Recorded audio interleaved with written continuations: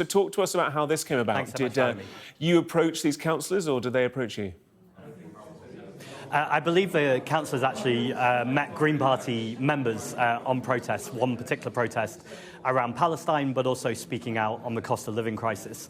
The reason why I'm really excited to be in Swindon today is this is not a unique event. This is happening right across England and Wales, that people are saying they're not leaving the Labour Party has left them. And actually, if people want a party that will challenge the wealth of multimillionaires and billionaires, who will stand up for working class communities in this country and indeed small business owners and recognise this is a fight of the 99% versus the 1%, they are recognising in record numbers that it's time to join the Green Party. With those comments in mind, I'm minded to think about the fact that in recent days you've been talking about the fact that you've had conversations with Labour MPs about defections. Where do those conversations lie? Those conversations are going on both privately and publicly, and actually I'm saying the same thing, which is convenient, which is I'm not begging anyone to join the Green Party. The Green Party have record membership right now. In fact, by the end of this month, we are on track to have doubled our membership in the single month that I've been leader of the Green Party. We've overtaken the Tories in membership, so lots and lots of people are joining the Green Party. That being said, if you are a Labour MP and you recognise that this Prime Minister has cut disability benefits, has kept a two-child benefit cap, keeping lots of children in poverty, and is arming an ongoing genocide in Gaza, where is your red line? And if you want a party who offer bold politics, to be really clear about what we stand for, and crucially what we stand against, your home is not in the Labour Party, and actually your home is in the Green Party. And I would welcome any Labour MP who shares our values. You'll be aware that there'll be people that will say, well, hang on a sec, Zack, you know, if you want to challenge the surging popularity of reform, if you want to kind of continue to push against the Conservatives, then are you at risk of fracturing the left? What would you say to those people that say, hang on a second, like the best way to counter this maybe is, with all due respect, Labour, because it's established and much, much bigger, rather than the Greens? Well, the idea that the Labour Party are on the left is completely incoherent. This is a party that have done everything they can to protect power and wealth in this country and to appease Nigel Farage. Not only is it an unethical strategy, it's a completely absurd one too. If people wanted low-fat Nigel Farage, they would vote for Nigel Farage, not Keir Starmer. And history has shown us time and time again that if a Prime Minister or someone who wants to pretend they're on the left constantly appeases the right by talking about island of strangers, by extending indefinite leave to remain, by protecting the wealth of the super rich, all that happens is people laugh at them and they go and vote for the right anyway.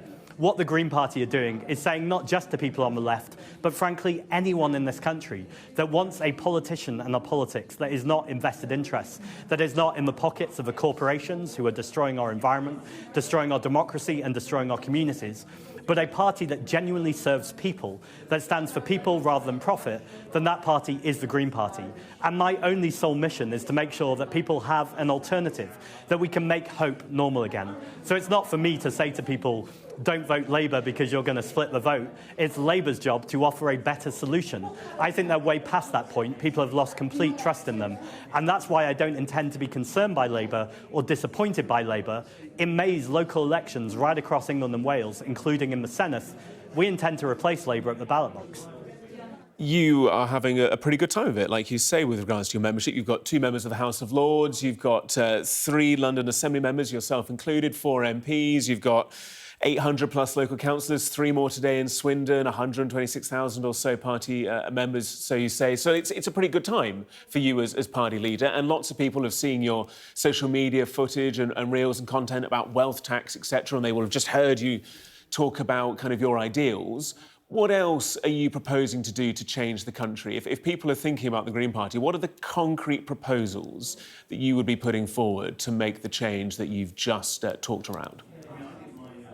Well, thanks for the question, because first of all, I am absolutely delighted in this moment for the Green Party and more importantly for the country.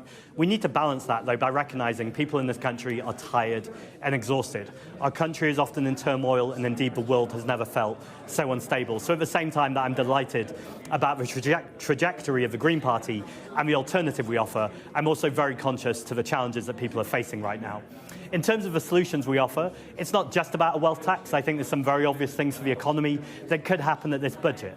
If we brought capital gains tax in line with income tax, that would make a huge difference. The reason why that's important is right now we tax earned income more than we tax unearned wealth. To spell that out, if you're a cleaner cleaning a building, you could be paying more in tax than the person who actually owns the building. That is completely ridiculous. It doesn't have to be that way. That's the result of political choices. More widely, we want to make sure that there is proper funding for the National Health Service. Right now, at the local council level, 80% of the budget can be on adult social care. That indeed is deeply damaging to our communities, but also it's pushing huge pressures on our National Health Service because far too often people are going into A&E or healthcare when actually what they needed was a public health approach with preventative measures or making sure that in our communities there's other ways of making interventions. And then more widely, investing in our communities, making sure that there are libraries, there are community spaces. The right talk constantly about the lack of integration in this country. Margaret Thatcher said there's no such thing as community, but then a Conservative government and now a Labour government shut down our libraries, shut down our community centres. If people can't meet together, if they can't eat together, pray together, chat together, even disagree together, then of course there's going to be a lack of integration.